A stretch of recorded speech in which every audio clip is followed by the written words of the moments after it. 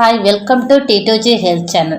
இன்றைக்கி நம்ம வீடியோக்குள்ளே போகிறதுக்கு முன்னாடி எப்போதும் போல் நம்ம சேனலை சப்ஸ்கிரைப் பண்ணுங்கள், லைக் பண்ணுங்கள், ஷேர் பண்ணுங்கள் அண்ட் கமெண்ட் பண்ணுங்கள். இன்றைக்கி இந்த வீடியோவில் என்ன பார்க்க போகிறோம் அப்படின்னா, இப்போது நிறைய பேருக்கு ஹார்ட் அட்டாக் அந்த மாதிரி ப்ராப்ளம்ஸ் எல்லாம் வருது. ஸோ எதனால இந்த ஹார்ட் ப்ராப்ளம் வருது அப்படிங்கிறத பற்றி தான் பார்க்க போகிறோம். இன்றைய தலைமுறைக்கு மிகப்பெரிய அச்சுறுத்தலாக இருக்கிறது இதய நோய்கள் தான். இது கார்டியோவாஸ்குலர் நோய்களால் ஏற்படும் இறப்பு விகிதம் அதிகரிச்சுக்கிட்டே வருது. உலக சுகாதார அமைப்பு ஒரு வருஷமும் இதய நோய்களால் 1.8 கோடி உயிர்கள் பலியாகுது அப்படின்னு சொல்கிறாங்க. லட்சக்கணக்கானவங்க ஒவ்வொரு ஆண்டு இதய நோயால் ஏன் பாதிக்கப்படுறாங்க, இதய நோய் உண்டாவதற்கு மாரடைப்பால் மரணம் ஏற்படுவதற்கு என்ன காரணம் அப்படிங்கிறத பற்றி நிறைய ஆய்வுகள் மேற்கொள்ளப்பட்டு வருது. சமீபத்தில் இந்தியாவில் மருத்துவ ஆய்வாளர்கள் மாரடைப்பு ஏற்படுவதற்கான முக்கிய காரணங்கள் என்ன அப்படிங்கிறத பற்றி ஆய்வு மேற்கொண்டாங்க. அதில் மாரடைப்புக்கான புதிய காரணங்களை கண்டுபிடிச்சிருக்காங்க. இப்போ இதய நோய்களால் ஏற்படும் பாதிப்புகளில் கரோனரி ஆர்டரி டிசீஸ் CAD அப்படின்னு சொல்லுவாங்க. இது அதிகரித்து வருவதா இப்போ ரீசெண்டாக கண்டுபிடிச்சிருக்காங்க. ஸோ இந்த ஹார்ட் ப்ராப்ளம்னால பாதிக்கப்படுறவங்க இறக்குறவங்களோட ரேஷியோ 28% இன்க்ரீஸ் ஆகுது. இப்போ 14% அவ்வளோ பேர் இந்த CAD பாதிப்பால் ஏதாவது ஒரு குறைபாட்டோட வாழும் நிலை ஏற்படுது அப்படிங்கிறதையும் ரிசர்ச்சில் கண்டுபிடிச்சிருக்காங்க. 1990ஆம் ஆண்டு மேற்கொள்ளப்பட்ட இந்த CAD ஆய்வின்படி இந்த ரேஷியோ 15.2% மற்றும் 6.9% இருந்தது அப்படிங்கிறது குறிப்பிடத்தக்கது. மாரடைப்பு அப்படிங்கிறது உயிருக்கு ஆபத்தான ஒரு மருத்துவ நிலை. இதில் இதயம் அதோட செயல்பாட்டை என்ன பண்ணுது, இழக்குது. இதயத்துக்கு ஆக்சிஜன் நிறைந்த ரத்தம் தடுக்கப்படும் போது மாரடைப்பு ஏற்படுது. இதனால என்ன பண்ணுது, ஆக்சிஜன் பற்றாக்குறையால திசுக்கள்லாம் ஆயிடுது. இந்த சூழ்நிலையில இதயமும் அதோட செயல்பாட்டை இழந்துருது, பம்ப் செய்யறத நிறுத்திடுது. உடனடியாக நம்ம நிறைய அந்த மருத்துவரோட போய் கன்சல்ட் பண்ணி அது என்ன ரீசன் அப்படிங்கிறதுக்கு நிறைய டெஸ்ட் ஆப்ரேஷன்ஸ் அந்த மாதிரிலாம் போகும். ஸோ இந்த மாரடைப்பு எதனால ஏற்படுது, இதோட சிம்டம்ஸ் என்னென்ன அப்படிங்கிறத பற்றி தான் இப்போ பார்க்க போகிறோம். மாரடைப்பு சில நேரத்தில் ரொம்ப அமைதியான கொலையாளியாக கூட இருக்கலாம். இப்போ ஒரு சம்பவம் நடக்கும் வரை நோயாளி எந்த ஒரு சிம்டம்ஸுமே இல்லாமல் அதை கவனிக்காம கூட இருக்கலாம். இருந்தாலும் கொஞ்ச நாள் ஆக ஆக கொஞ்சம் வீக்ஸ் ஆக ஆக இந்த அறிகுறிகள்லாம் என்னாகும், தோன்றக்கூடும் நமக்கே.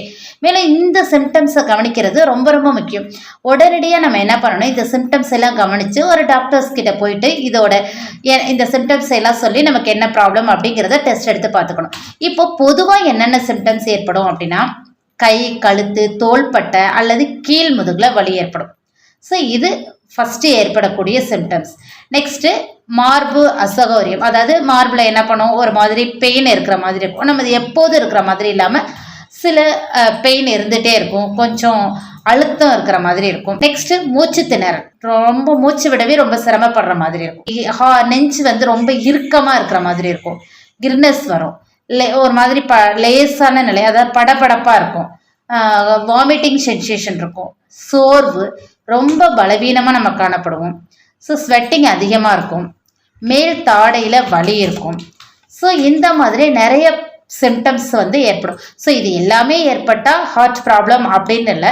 ஸோ இந்த சிம்டம்ஸ் ஏற்பட்டுச்சு அப்படின்னா நம்ம போயிட்டு நம்ம ஹார்ட் டாக்டர்ஸ் கிட்ட அதை காமிச்சு நமக்கு என்ன சிம்டம்ஸ் இருக்குங்கிறத சொல்லி அதுக்கு ட்ரீட்மெண்ட் நம்ம எடுத்துக்கணும். ஸோ இந்த மாரடைப்புக்கான காரணங்கள் என்னென்ன, மாரடைப்பு ஏற்படுறதுக்கு நிறைய காரணிகள் காரணமாக இருக்கலாம். பொதுவாக என்ன காரணம் அப்படின்னா, ஆக்சிஜன் நிறைந்த இரத்தத்தின் பற்றாக்குறை. இப்போ இதயத்துக்கு போதுமான ஆக்சிஜன் நிறைந்த இரத்தத்தை பெறாத போது இதயம் என்ன பண்ணுது, தொடர்ந்து செயல்படுற கஷ்டப்படுது. அதனால என்ன பண்ணுது, ஒரு கட்டத்தில் இதயம் செயல்படுறதை நிறுத்திக்குது. ஸோ அப்படி இதயம் செயல்படுறது நினைச்சுன்னா என்ன ஆகும், ஸோ பேஷண்ட் டெட் அந்த மாதிரி வந்துடுது. ஒரு தமனியோட சிதைவுனாலேயும் ஏற்படும். இப்போ ஏதாவது ஒரு காரணத்தினால இதயத்துக்கான தமனி வெடிக்குது. ஸோ அப்போ என்ன ஆகுது, ரத்தம் உறைதல் இல்லைன்னா கொலஸ்ட்ரால் கசிவுக்கு வழிவகுக்குது. இந்த சூழ்நிலையில் தமனி அடைக்கப்பட்டு மாரடைப்பு ஏற்படுது. அடுத்தது தகடு, அதிக கொலஸ்ட்ரால் இருக்கிறவங்களுக்கு இதய பிரச்சனை ஏற்படலாம். அதாவது உயர் கொழுப்பு முதன்மையாக தமனியில் பிளேக் படிவதற்கு வழிவகுக்குது.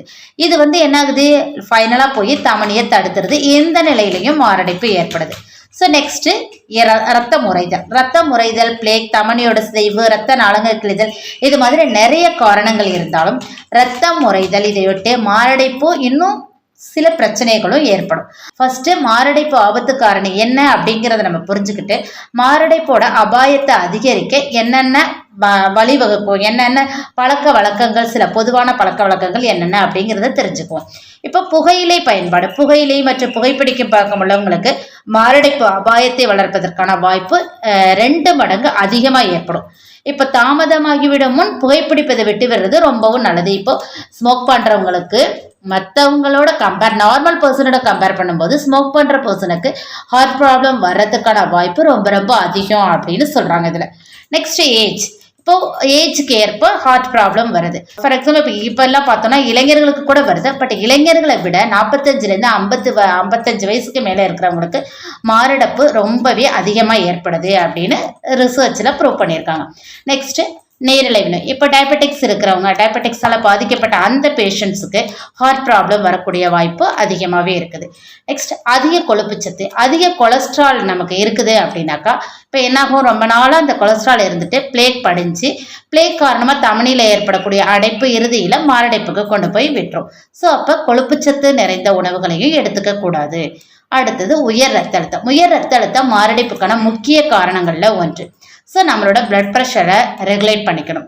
நெக்ஸ்ட் உடல் பருமன். மாரடைப்பு உட்பட்ட பல இதய பிரச்சனைகளுக்கு உடல் பருமன் தான் முக்கிய காரணம். உடல் பருமனால நிறைய பிரச்சனைகள் வர வாய்ப்பு இருக்கு. உடல் பருமன் எதனால? உடற்பயிற்சியின்மை ஒரு முக்கிய காரணமா இருக்கலாம். உடல் பருமன் உயர் ரத்த அழுத்தம் மற்றும் உயர் கொழுப்பு அளவுகளோட இணைக்கப்படுது. ஸோ இப்போ உடல் பருமன் அதிகமாக இருந்தால் நம்ம முன்னாடி பார்த்த உயர் ரத்த அழுத்தம், அதிக கொலஸ்ட்ரால், ஸோ இது எல்லாமே 1 by 1 வர ஆரம்பிக்கும்.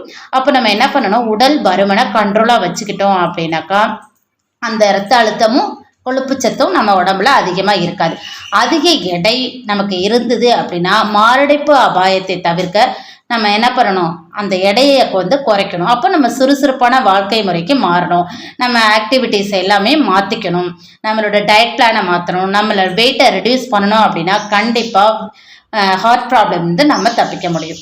நெக்ஸ்ட்டு ஜெனட்டிக்ஸ் படியும் நிறைய பேருக்கு வருது. அதுக்கப்புறம் ஆரோக்கியமற்ற உணவு முறை. இப்போ நிறைய ஜங்க் ஃபுட்ஸ் அப்படிலாம் நிறைய கிடைக்குது. ஸோ அந்த ஜங்க் ஃபுட்ஸ் அதெல்லாம் ஊட்டச்சத்துக்களே கிடையாது, ஆரோக்கியமும் கிடையாது. நம்ம ஆரோக்கியமான உணவு சாப்பிடாததுனால கூட மாரடைப்பு ஏற்படுது. இந்த ஜங்க் ஃபுட்ஸ் எல்லாம் நம்ம அவாய்ட் பண்ணிட்டு நம்மளோட பாரம்பரிய உணவுகளை எடுத்துக்கிட்டோம் அப்படின்னாக்கா இந்த மாரடைப்புலேருந்து நம்ம தப்பிக்கலாம். Next stress. இப்போது ஸ்ட்ரெஸ் அப்படிங்கிறது சின்ன குழந்தை, இப்போ ஸ்கூலில் படிக்கிற ஒரு குழந்தைகிட்ட போயிட்டு ஏப்பா இப்படி இருக்கிறேன்னா எனக்கு ரொம்ப ஸ்ட்ரெஸ்ஸாக இருக்குது அப்படின்னா, ஸ்ட்ரெஸ்ஸுன்னா என்ன மீனிங்னு கூட 40 வயசில் இருக்கிறவங்களுக்கு கூட தெரிய மாட்டேங்குது. ஆனால் ஒரு 4 வயசு பிள்ளைக்கு தெரியுது. ஸோ நான் ரொம்ப ஸ்ட்ரெஸ்ஸாக இருக்கேன் அப்படிங்கிறாங்க. இப்போ ஸ்ட்ரெஸ்ஸுங்கிறது எல்லாருக்குமே இருக்குது. ஸோ இந்த ஸ்ட்ரெஸ் என்ன ஆகுது, இது ஸ்ட்ரெஸ்ஸுங்கிறது ஒரு ட்ரெண்ட் மாதிரி ஆயிடுச்சு. ஆனால் இந்த ஸ்ட்ரெஸ் தான் மாரடைப்புக்கு முக்கிய காரணமாக மாறுது. போதைப்பொருள் மற்றும் போதைப்பொருளில் ஈடுபடுபவர்களுக்கு மாரடைப்பு ஆபத்து அதிகம் ஏற்படுது. நெக்ஸ்ட் ஆட்டோ இம்யூன் நோய்கள், அதாவது லூப்பஸ் அல்லது ருமேட்டிக் ஆர்த்ரைட்டிஸ் போன்ற ஆட்டோ இம்யூன் நோய்கள் மாரடைப்புக்கான வாய்ப்புகளை அதிகரிக்குது. Next one ப்ரீக்ளாம்சியா. ப்ரீக்ளாம்சியா அப்படிங்கிறது கர்ப்ப காலத்தில் ரத்த அழுத்தம் அதிகரிக்கும் போது ஏற்படும் ஒரு நிலை.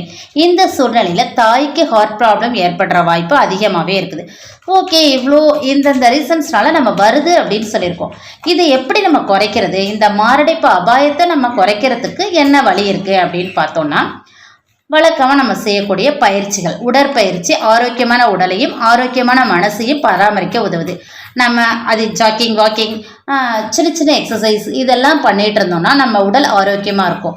நம்ம உடல் ரீதியாக சுறுசுறுப்பாக இருந்தோம் அப்படின்னாலே கண்டிப்பாக நமக்கு டிசீஸ் வர்றது குறையும். நெக்ஸ்ட்டு நம்ம ஆரோக்கியமான ஃபுட்டு, நம்ம ஆரோக்கியமாக சாப்பிடும்போது ஆரோக்கியமாக தான் இருப்போம். இப்போது க்ரீன் வெஜிடபிள்ஸ், ஃப்ரூட்ஸு, கொழுப்பு மற்றும் கொலஸ்ட்ரால் குறைந்த உணவுகள், பருப்பு, தானியங்கள், பீன்ஸ், இது மாதிரி இதய ஆரோக்கியமான உணவுகள் ஆரோக்கியமான இதயத்தை பராமரிக்கும் போது இது ரொம்ப ரொம்ப அவசியமாகுது. ஸோ இந்த மாதிரி ஃபுட்டை நம்ம எடுத்துக்கும் போது நம்மளோட ஹார்ட்டும் நல்ல லெவலில் இருக்கும். நெக்ஸ்ட்டு ஸ்மோக்கிங்கை விட்டுறணும். ஸ்மோக்கிங் இல்லாமல் இருந்தாலே கண்டிப்பாக ஹார்ட் ப்ராப்ளம் வரவே வராது. நெக்ஸ்ட்டு டயபெட்டிக்ஸ், ரத்த அழுத்தம், இதெல்லாம் நம்ம கண்ட்ரோலாக வச்சுக்கணும். டயபெட்டிக் பேஷண்ட்ஸ் எல்லாம் அதுக்கான மெடிசன்ஸ் எடுத்துக்கணும். அதுக்கான டயட்டில் அவங்க கண்ட்ரோலாக இருக்கணும். எக்ஸசைஸை பண்ணணும். Next stress. நம்மளோட வாழ்க்கையில் எவ்வளோதான் ஸ்ட்ரெஸ் இருந்தாலும் அந்த ஸ்ட்ரெஸ்ஸை குறைக்கிறதுக்கு நம்ம நிறைய பயிற்சி செய்யணும். நம்மளை சுற்றி நம்ம மகிழ்ச்சியாக இருக்கிற மாதிரி ஒரு சூழ்நிலையை உருவாக்கிக்கணும். மெடிடேஷன் பண்ணணும். நம்ம பொழுதுபோக்கு இல்லை நம்மளை அமைதியாக இருக்கக்கூடிய அந்த விஷயங்களில் நம்மளை அதில் மாற்றிக்கணும். நம்ம லைஃப் ஸ்டைலாக மாற்றிக்கணும். நம்ம ஸ்ட்ரெஸ் இல்லாமல் வாழ பழகிக்கணும். இப்போது நல்ல உணவுகள், ஆரோக்கியமான சூழ்நிலை, நல்ல எக்ஸசைஸ் இதெல்லாம் பண்ணணும் அப்படின்னா கண்டிப்பாக ஸ்ட்ரெஸ் இல்லாமல் முக்கியமாக இருந்தோம் அப்படின்னா நமக்கு ஹார்ட் ப்ராப்ளம் வர வாய்ப்புகள் குறைவு. ஸோ நம்ம ஆரோக்கியமான உடலை பராமரிக்கவும் மகிழ்ச்சியான வாழ்க்கையை வாழவும் நம்மளால் முடிந்த அனைத்தையும் நம்ம செய்யணும். இதயம் அப்படிங்கிறது உடம்புலேயே ரொம்ப ரொம்ப முக்கியமான உறுப்பு. ஸோ இறந்து போயிட்டாங்க அப்படின்னா ஹார்ட் ஃபங்க்ஷன் என்ன பண்ணிடும், டெட் ஆகிடும். ஸோ இப்போ நம்ம ஹார்ட் ஃபங்க்ஷன் என்ன பண்ணிக்கணும், கரெக்டாக வச்சுக்கணும். நம்ம உடல்லையே ரொம்ப ரொம்ப முக்கியமான உறுப்பு இதயம் தான். அதை நம்ம ஆரோக்கியமாக வச்சுருக்கிறது ரொம்ப ரொம்ப அவசியம். ஸோ இதயம் ஆரோக்கியமாக இருக்கணும் அப்படின்னா என்ன பண்ணணும், முக்கியமாக ஸ்மோக்கிங் இருக்கிறவங்க ஸ்மோக்கிங் பழக்கத்தை கைவிட்டணும். ஆரோக்கியமான மற்ற முயற்சிகளை நம்ம செய்யணும். நம்மளோட ஃபுட்டில் வந்துட்டு ரொம்ப ரொம்ப கண்ட்ரோலாக இருக்கணும்.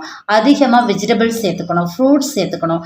ஸோ அதிகமான எக்ஸசைஸ் இதெல்லாமே பண்ணணும் அப்படின்னாக்கா நம்மளோட ஹார்ட் என்றைக்குமே இளமையாகவும் நல்லா ஃபங்க்ஷனோடையும் இருக்கும்.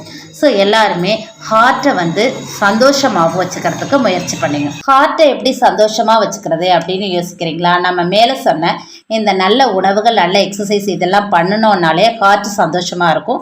நம்மளும் சந்தோஷமாக நீண்ட நாள் வாழ முடியும். தேங்க்யூ ஃபார் யுவர் வாட்சிங்.